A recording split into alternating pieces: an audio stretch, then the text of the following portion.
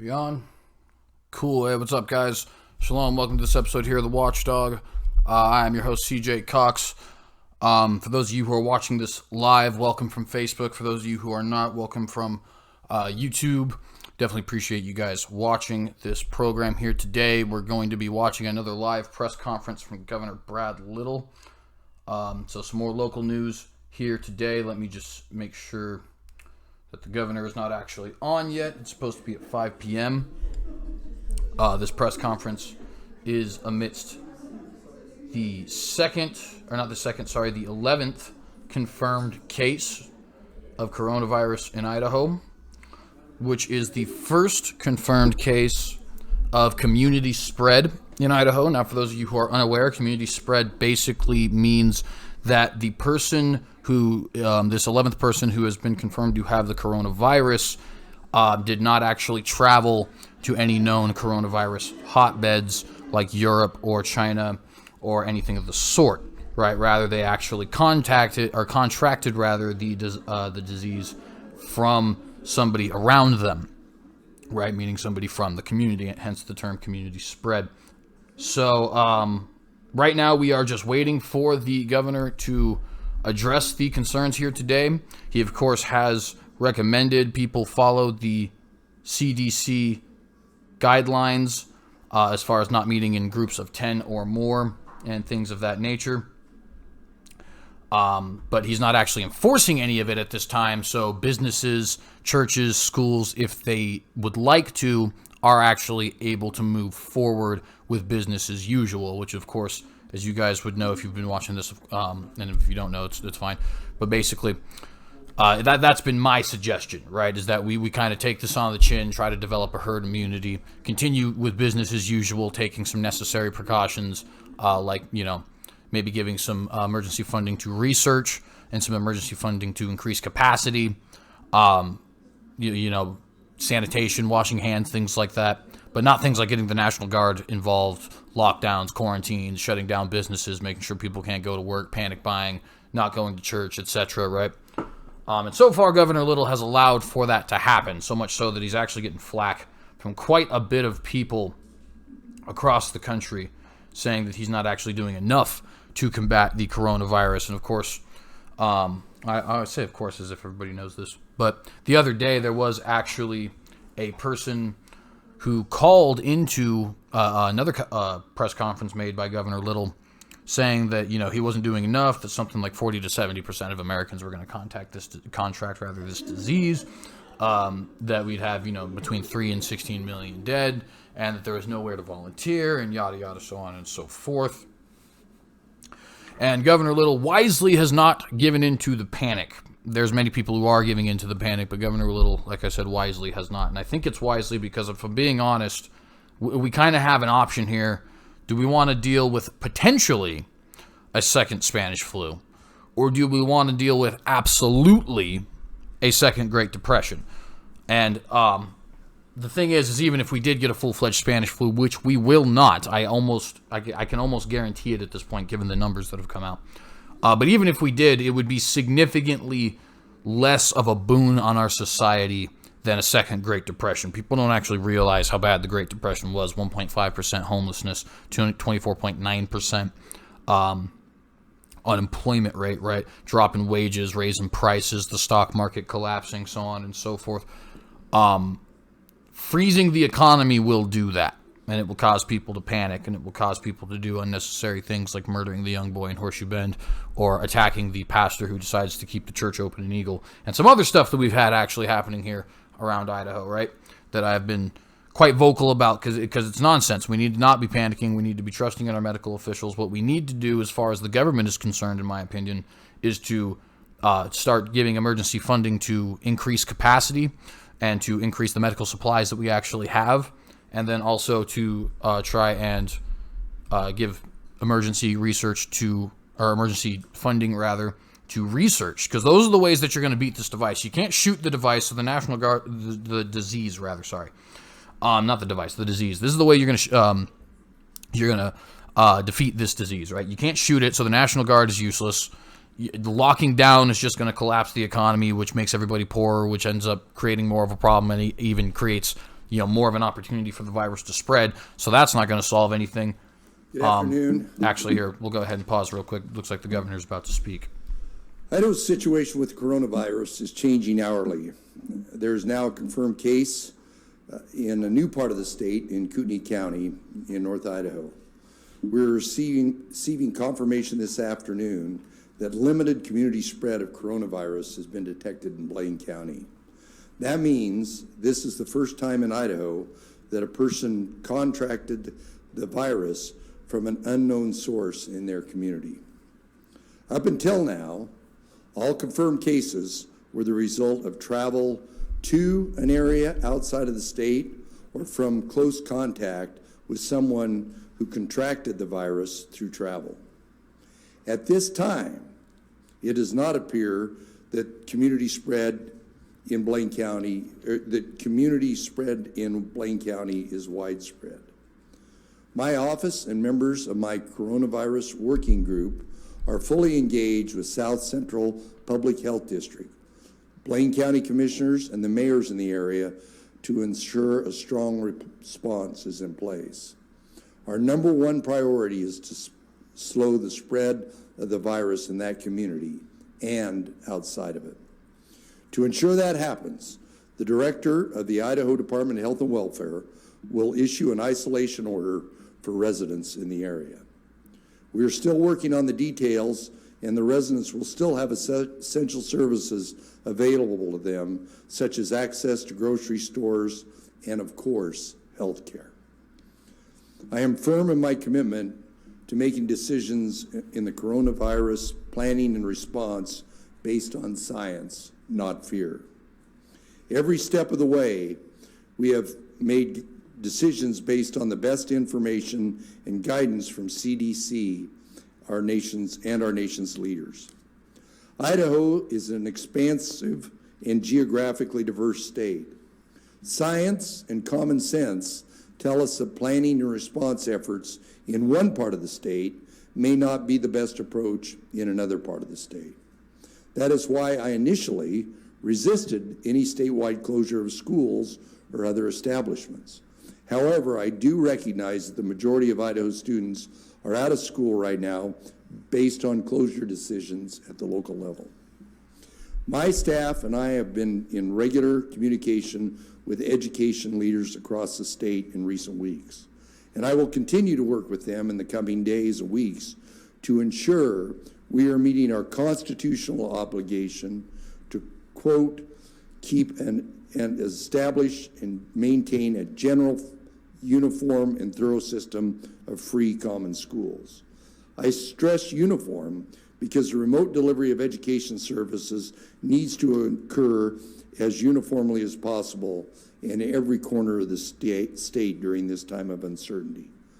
Idaho has been preparing for coronavirus since January, when the first case was confirmed in the United States.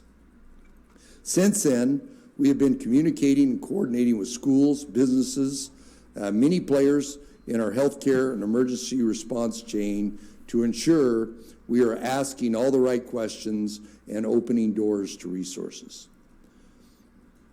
I urge everyone to be even more vigilant of the preventive measures we can all take to slow the spread of coronavirus. And most of all, I continue to urge Idahoans to take care of each other. Be mindful of our actions. Find someone you can help. We will get through this together. With that, I'll take your questions. Betsy. So we'll go ahead and turn up here in a minute. We're actually going to probably not be able to hear this first question. I do apologize, but just to give a little recap, it does appear that the governor has actually decided we are going to be isolating some members of this county, namely Blaine County, but we will still not have a statewide closure of establishments, schools, or any sort of statewide quarantine. I'll give you my thoughts on that in a moment. Oh, come on.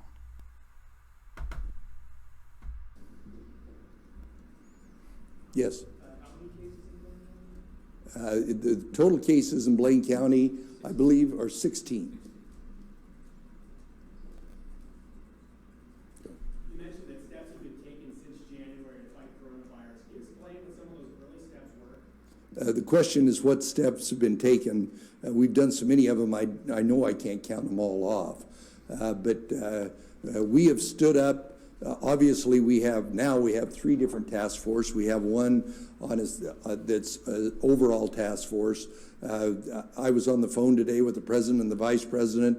I'm on the phone about every second, or matter of fact, I'm supposed to be on a phone call with governors right now, and we're taking the best practices that exist in every state and implementing here. There's 3 things that are really critical to us. One is healthcare personnel, but that personnel has to have what they call PPEs, personal protection equipment. We are working through every single supply chain to make sure that's available. But very critical is daycare for healthcare workers. We're working through lots of options in that, but the most critical part of our best line of defense is first personal responsibility, distancing, good hygiene, but maintaining the quality and the trajectory of my healthcare system, and those are the 3 things. But those have been things that we started about in January, and they've just been accelerating. I have literally spent all day long in meetings talking about this issue.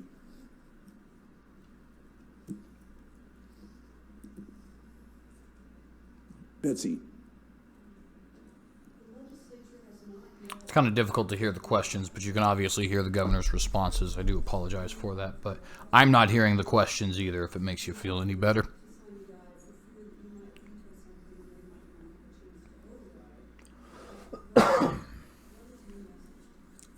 Well, the question is unrelated to the subject of the press conference, but I will tell you the Constitution gives me 5 days after delivery, and I think there's still bills coming in over here.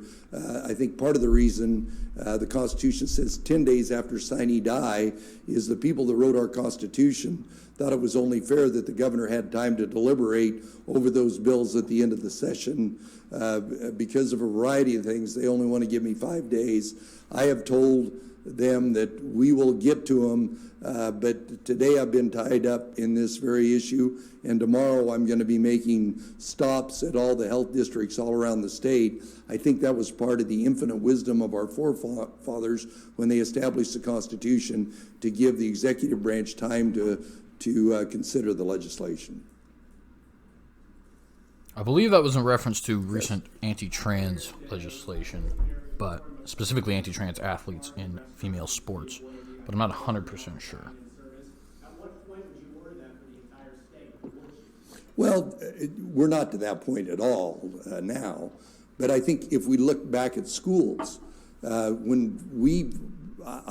talked to all the school trustees on Sunday. I had conversations Saturday.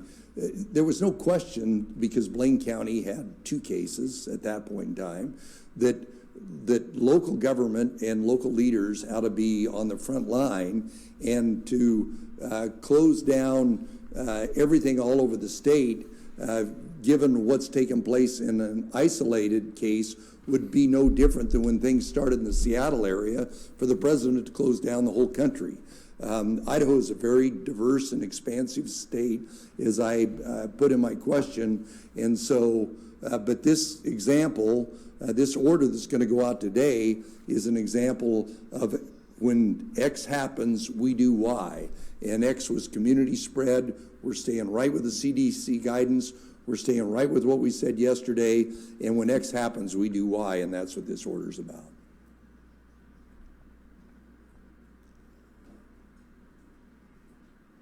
So, and to clarify with you guys, the order that we have here is that Governor Little is ordering an isolation of people in Blaine County where the community spread has happened. Similar to the guidance that I gave everybody yesterday prior to community spread, was that people need to stay isolated, see if they have any symptoms. It's critical over there because of the fact that there is some exposure at their healthcare facility, that we protect that. That is mine. Obviously, I want to protect every resident of Blaine County but we have to do all we can to work with the healthcare facility to make sure that they have the tools they need. But if you're showing any kind of symptoms at all, you absolutely need to stay isolated from everybody else. And if you're showing any of those symptoms, it's not only insulate yourself, but the people that are next to you that you think would have had exposure, they need to elevate that up, and we'll be given more guidance. The reason we haven't got the final order out is this is the first one where we want to make sure we get it right. We've been in consultation with the county commissioners, with the health district, and with the mayors, and they're all on the same page. One clarifying question for Dr. Hahn.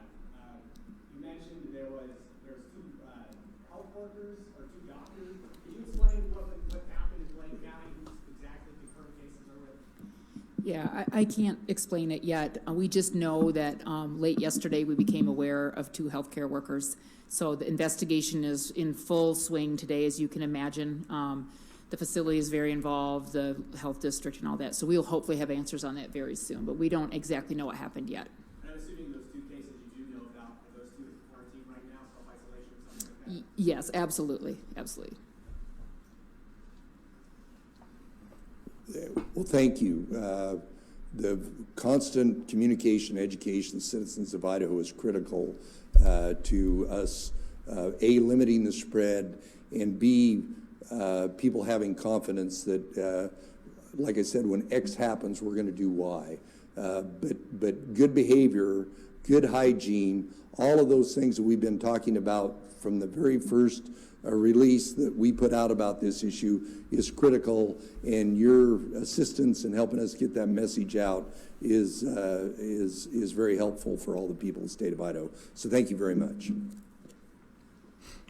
All right, and that appears that is the end of the press conference here today. So to recap, we have our first confirmed case of community spread in the state of Idaho. Community spread is spread that has come from within the community, meaning that the person who is now confirmed to have coronavirus did not actually go out to an area that was known to have coronavirus, right? But rather has actually picked it up from somebody in his or her area. So with that, it appears that the governor is going to be ordering some isolation in the area, namely Blaine County. I believe I heard him say Blaine County has 16 confirmed cases, but I'm fairly certain that was a little bit of a misspeaking, and that what we mean there is that Idaho itself has 16 confirmed cases. I will definitely be double checking on that to make sure. But I'm fairly certain that that's what was meant there, was that we have 16 confirmed cases total in the state of Idaho. Still no reported deaths. Still does not look like the governor is going to put an order out for closure, mandatory closure of religious services, jobs, or schooling. So that certainly is good news to be hearing there. I know a lot of people are definitely wanting the governor to be to actually be restricting the ability for people to commute and things like that. Oh, sorry about that. Not sure what happened there. You guys are now looking at me from the bad camera. So let's go back to the good camera there. What is going on? All right, we good? Cool. Anyways, returning back to the point, I guess I don't need to go back to there because it's actually over at this point. But yeah, so the governor has ordered a isolation of these areas. Yeah, it's staying up for some reason, so let me just, there you go. Has ordered isolation of people in these areas, but still no statewide closures. So we certainly do appreciate keeping the community open in that sense. There's a few things I definitely want to say to those who are listening, of course. Thing number one, as I have continued to say over and over and over again, and as I will continue to say as this continues, we need to advocate that we keep society open, because we will not be able to withstand what comes afterwards if we shut society down. just on the jobs alone, right? The halt that the economy would be grinded to is something that is almost unbearable for the United States people and for the people of the state of Idaho. So definitely go out. Don't be, unreasonable, of course, right? Maybe if you're elderly, stay home. Maybe if you're showing flu symptoms, stay home. Maybe, make sure that you're washing your hands, make sure that you're sanitizing, all those other kinds of things, right? May I just add that with the sanitation, with, making sure that you're practicing good hygiene, washing your hands, all those sorts of things, that this is just something you should always be doing. It doesn't matter if there's a pandemic going around or not, right? But go out and, purchase whatever pair of shoes it is that you were going to purchase, and go to the grocery store and eat at a restaurant and all that other kind of stuff, right? Make sure that we're keeping the economy moving at least enough to where it doesn't collapse. It doesn't have to be moving at the same pace that it was, but at least enough to know that it's not going to collapse. Because here's the thing, something like 30% of Americans are living paycheck to paycheck. If we close down a bunch of restaurants and other sorts of business establishments for 2 weeks, that is a paycheck. And now you can't pay rent. And now people have to start firing people because they didn't get very much money. And now prices rise. And now the unemployment rate rises. And now the homeless rate rises. And now the amount of people who are on government benefits rises, and so on and so forth, right? That is not something we want. What we do want is development of herd immunity. And what we do want is the maintaining of our society as it is right now, right? As in, being able to go to the grocery store, having good jobs, being employed, all this other kind of stuff. My suggestion to anybody who would listen to it would be to specifically focus on funding research for this virus so that we are able to figure out not only a vaccine, but much more importantly than a vaccine. We don't have a functioning flu vaccine, by which I mean a flu vaccine that actually, eliminates the flu, right? We don't have a flu vaccine that is on the level that we have the polio vaccine by any stretch of the imagination, right? But we do know how to care for people who have severe cases of the flu. And the same thing could be said of coronavirus here very soon, right? We could end up having a situation where we actually don't necessarily have a vaccine for coronavirus, but we know how to take care of people who have coronavirus and know how to make sure that they are healed and recover completely. And I think that the best way to attain something like that, which is really the best possible outcome here, because a vaccine is one thing, and getting 325 million vaccines out there, right? That would be fantastic.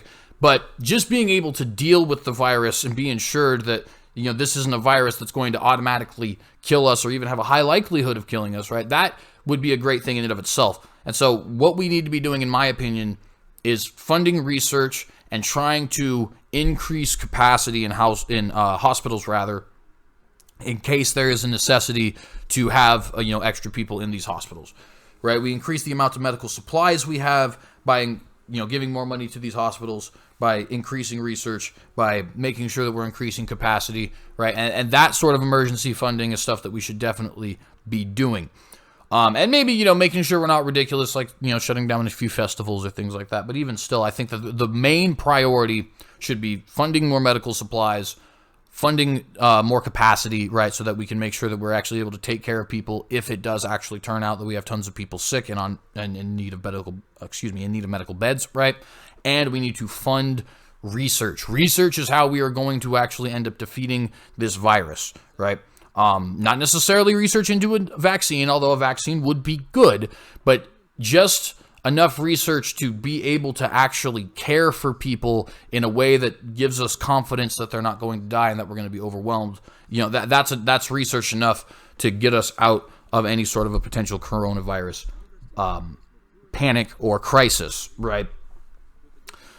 But do not shut down the economy. That's not going to help anybody. That's just going to make us poorer. That's just going to reduce the amount of people who actually have health care. That's just going to create more, joblessness, create more homelessness, create higher wages, or not higher wages, rather lower wages and higher prices, right? It's just going to collapse the stock market, all that other kind of stuff. You don't want to shut down the economy. The economy is, we just can't, sorry, I kind of get tied up on my words a little bit. We cannot handle the complete and total collapse of the economy. Okay, and the thing that you need to understand is this was true in the 20s also, right? The Spanish flu, as terrible as it was, and by the way, the coronavirus will not be the Spanish flu, I guarantee you.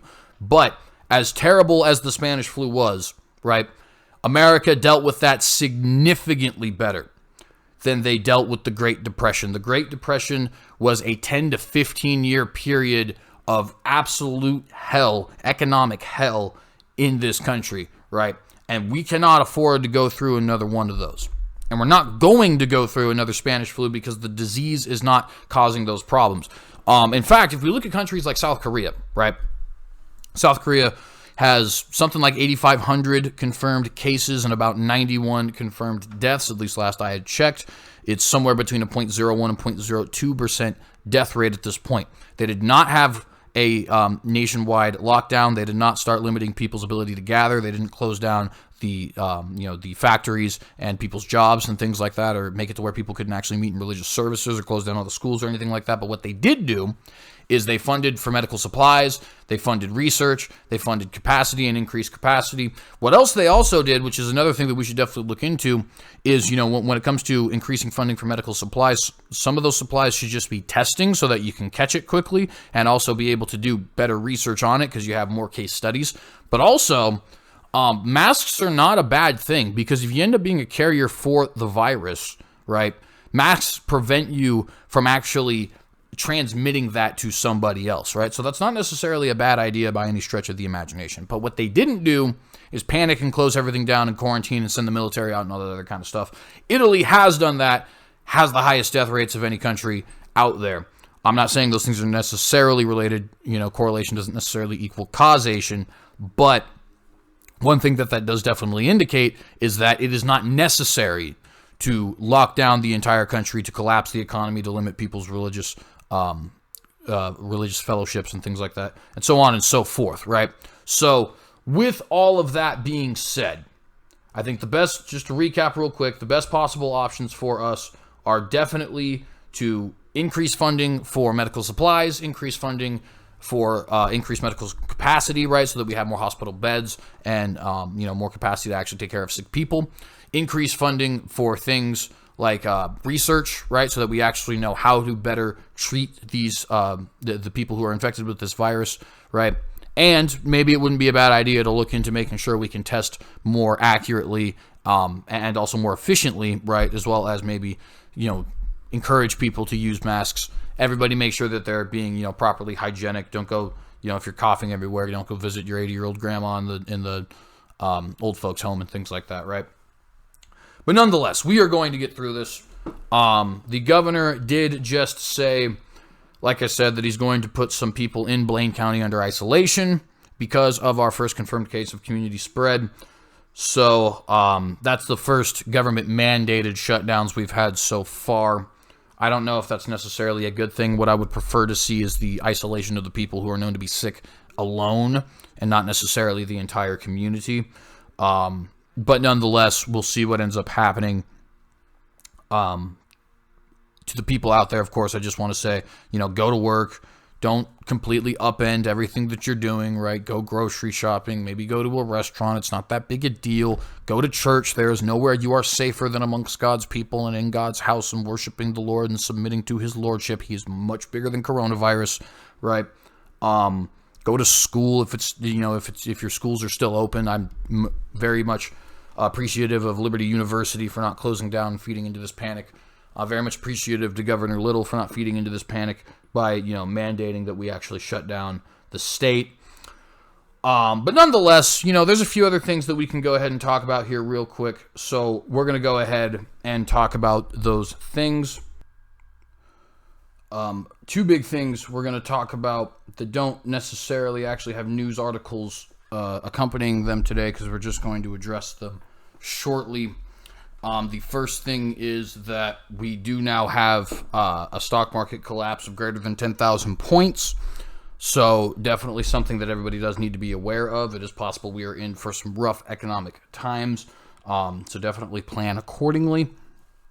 Also, Christian apologist Ravi Zacharias has recently come down with a form of bone cancer. So we definitely want to send thoughts and prayers out to Ravi Zacharias. He is a Christian apologist from RZIM, or Ravi Zacharias International Ministries, which he did found. He's more in the Armenian Protestant evangelical vein of apologetics.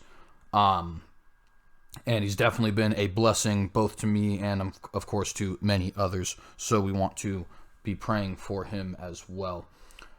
The only real article we'll be addressing here today is actually a little bit more in coronavirus news, but it talks a little bit about why we need to be very skeptical of the government when the government says that they want to help us out during this crisis, right? That doesn't necessarily mean that the government doesn't have its usage during crises, but, as the Chicago mayor once said, the former Chicago mayor, Rahm Emanuel, never let a good crisis go to waste. And there are many people who very genuinely believe that, right? That you do not let a crisis go to waste, but that you use the crisis to further your political agenda. It's evil, it's heinous, it's repugnant, but it is what they believe. So we need to be aware of it, right? We've seen here in Champaign, Illinois, that they have actually decided they want to ban gun transfers, right? Using the emergency powers that they believe that they have because of the so-called coronavirus panic, or coronavirus crisis, rather. So we're going to go ahead and go through the article here. This is actually from the NRA's website. I'm not personally a member or really a fan of the NRA. I think that they are entirely too lenient with the gun grabbers, but nonetheless, it's a good article. You'll find the link in the description below, and we'll just move on from there. So, national alert: Champaign, Illinois, first locality to cite emergency powers to ban gun transfers. You did hear that correctly. And uncertainty about the COVID-19 outbreak, uncertainty about the COVID-19 outbreak continues to swirl. It is clear that anti-gun extremists and elected officials will use the fear of the unknown to advance their agenda to undermine our firearms freedom. And may I just quickly point out that this is not just in regards to our firearms freedom. They have actually been very blatant about wanting to increase abortion funding in Congress using the coronavirus as an excuse. There's people all over the political, all over the, what would you call that? The political field, sorry, right? Pundits and politicians and activists and even just people on, Facebook and YouTube who are going out of their way to say, oh, well, this is a perfect opportunity for us to get some socialism and some democratic socialism and to prove that it works and all this other kind of stuff. Right, so there's definitely a lot of people out there who are using this to push forward, whether it's the pro-death agenda or the communist agenda or the gun-grabbing agenda, it doesn't matter. There's plenty of people who are out there trying to push their agenda forward and using this crisis as their means to do it. Back to the article. Not surprisingly, it didn't take them long to try and quietly pass and implement gun control schemes while Americans are forced on ensuring their safety, and welfare of themselves and their families. Today, this was March 13th, an ordinance has passed in Champaign, Illinois to empower the mayor to order the discontinuance of selling, distributing, dispensing, or giving away of firearms or ammunition of any character whatsoever. Let me say that again. Today, an ordinance has passed in Champaign, Illinois, to empower the mayor, and this was on March 13th, to order the discontinuance of selling, distributing, dispensing, or giving away of firearms or ammunition of any character whatsoever.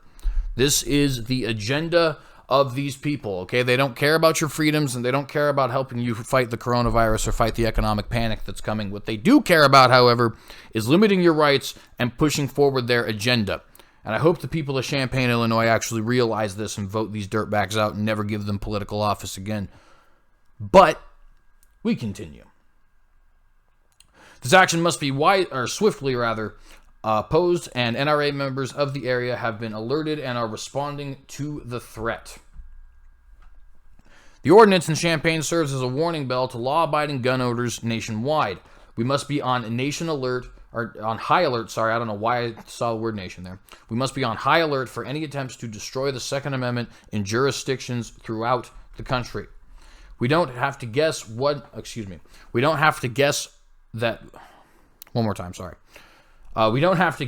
when emotions are running high, some politicians will exploit the situation to overstep their bounds. We know this. We've seen it time and time again, including in New Orleans after Hurricane Katrina, more recently in the U.S. Virgin Islands, and even in a North Carolina city in the face of unusually harsh winter weather. This is hardly an exhaustive list of such abuses. Man, I cannot talk today, man. This is exactly why the NRA has supported legislation to prevent government officials from using their emergency powers as pretext for disarming the citizenry. In 2006, then Congressman Bobby Jindal, the Republican from Louisiana who is now actually their governor, led the fight to protect American gun owners, or America's gun owners, I guess that says, against these abuses by introducing H.R. 5013 in the House, a final version of which was signed by then-President George W. Bush in October of that year. Now codified as 42 U.S.C. 5207, the law prohibits persons acting under color of federal law, receiving federal funds, or acting at the direction of a federal employee from seizing or authorizing the seizure of unlawful. Oh my goodness, I need to restart this. I don't even know why I'm doing so bad at reading today. I'm usually not very good at this, but man, this is just hellacious at the moment. My apologies, friends. Let's see. Now codified as 42 U.S.C. 5207, the law prohibits persons acting under color of federal law, receiving federal funds, or acting at the direction of a federal employee from seizing or authorizing the seizure of a lawfully possessed firearm during a state of emergency. Man, this is ridiculous. The majority of U.S. states now have similar laws to prevent state and local officials from using the exercise of their emergency powers as a pretext to infringe the rights to keep and bear arms. And even in the absence of such laws, the Second Amendment still applies by its own force, which is really why we shouldn't need extra laws in order to try and clarify this. We should just force our politicians to respect the laws that we already have, namely the first 10 amendments of the Constitution, which in my opinion are really the only 10 amendments that I approve of. I mean, I'm sure that some of the other ones have their merits, but I don't necessarily think that the additions to the Constitution have done us any good. But nonetheless, that's a conversation for a different time. That's why we are asking gun owners to be alert, to be alert to any attempts to leverage the fear of uncertainty around the COVID-19 outbreak to assail Second Amendment rights. If you learn of any such attempts, please contact us immediately at nra.org, ILA-contact@nrahq.org, or 800-392-8683. If possible, please include a link or reference to the proposed bill or rule in question. We will continue to monitor the situation in Champaign, as well as the rest of the nation, and alert our members accordingly. Now more than ever, it is essential for Americans to work together to successfully resolve the current crisis that faces the country. Every person can play a part by keeping a cool head, staying informed with reliable sources of information, and following directives in your locality about hygiene and social distancing. Rest assured that your NRA will do its part too by remaining vigilant against opportunistic actions against your rights and freedoms during this difficult time. I'm not necessarily sure how much I buy that, considering they're kowtowing on machine guns, sawed-off shotguns, silencers, and suppressors, and also, of course, on bump stocks, as well as numerous other things. But, you know, they are definitely reporting on this, so that is beneficial. Absolutely. I'd like to be the first to point out that this is not the only power grabs that we've been seeing so far by people. Of course, we've seen people limit your ability to meet in, sometimes over 200, sometimes over 50, but nonetheless meet into crowds, which is limiting people's ability to protest, limiting people's ability to campaign, limiting people's ability to go to church, etc. We've been very vocal about how much we disapprove of this and how unnecessary it actually is. One of the things you may not know is that there is actually 6 different states that are currently, yes, you heard that correctly, 6 different states that are currently using the National Guard and having the National Guard, to fight this coronavirus, which is completely ridiculous. I mean, I don't understand how the National Guard is going to do anything against the coronavirus. What are you going to do? Shoot them into submission, point a gun at them and tell them to stop? Capture them and put them under a military tribunal? You know what I mean? Court-martial them? I mean, what exactly is the National Guard going to do against the coronavirus? I just simply don't understand it. The only thing that I could think of is that the National Guard is definitely going to be used to enforce quarantine and make sure that people are not going to work, going to school, going to their book clubs, going to church, and etc. The states, just so you know, are Florida, Iowa, Louisiana, New York, Rhode Island, and Washington. Guardsmen in California and Maryland are actually expected to join as well, right? So this is something that is becoming pretty common. Of course, we actually saw that ridiculous caller who was calling into the press conference that Governor Brad Little had on the 17th suggest that we actually do that here in the state of Idaho as well. I certainly hope that nothing like that ends up happening. If it does end up happening and they try to enforce us to be in quarantine and force us not to actually go to our churches and things like that, it is your duty to resist. They do not have a right to tell you you cannot meet and worship the Lord. They do not have a right to tell you that you cannot politically protest. They do not have a right to tell you that you can't meet in big family gatherings. They do not have a right to tell you you can't go to school, etc., right? The government does not have a right, through posse comitatus, they don't have a right to enforce the law using military force, and through the Constitution of the United States, they do not have a right to limit your ability to worship, to limit your ability to assemble, to limit your ability to have free speech, so on and so forth. They don't have a right to limit your ability to have guns. They don't have a right to eliminate your ability to trial by jury with a lawyer that is speedy, and etc., right? So we cannot let these people go after our freedoms simply because we are scared of a little disease that may or may not end up being a problem. And let me tell you what, I'm going to sit up here and make bold predictions again. It will not end up being a problem. It will not end up being a problem. There is not a single country on the entire planet right now that even has 0.1% of its population affected by this virus, right? The lowest death rates that we've seen so far in places like South Korea and Singapore are 0.01%.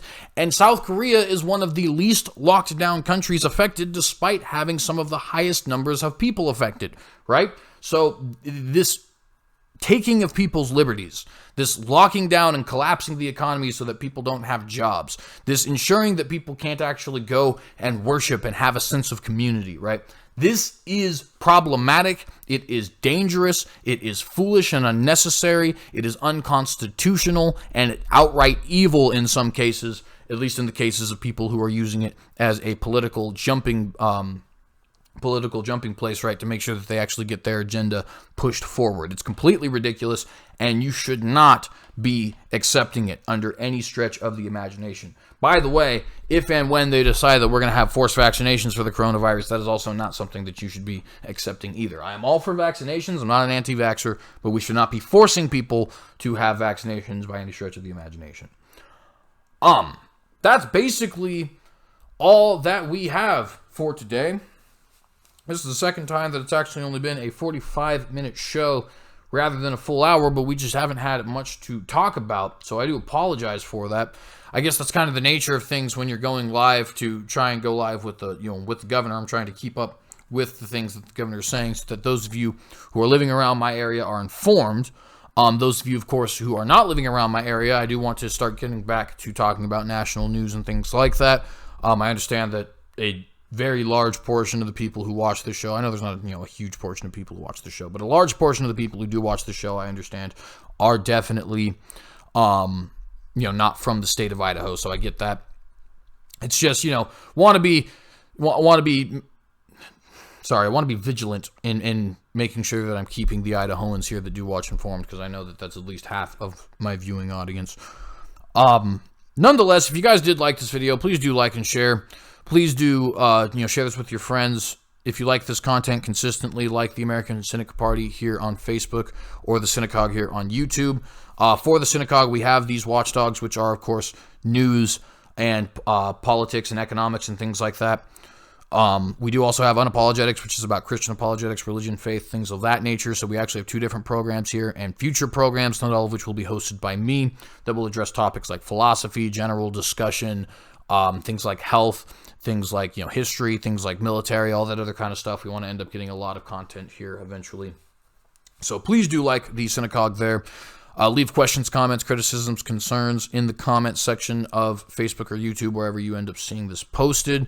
And also, if you watch this on our YouTube channel, you will end up seeing in the description below not only the links to the article and press conference, but also links to all of our different social media accounts. For example, the Cynicogue on BitChute, the Cynicogue on Minds, ACP Official on Gab, Cynic Thought on Instagram, Terrestrial Earthbird on Twitter, and the aforementioned the American Cynic Party on Facebook, and the Cynicogue on YouTube. So please do check those out. Follow us if you like our content. Let us know what you don't like, what you do like. Shalom, and you guys have a great rest of your day.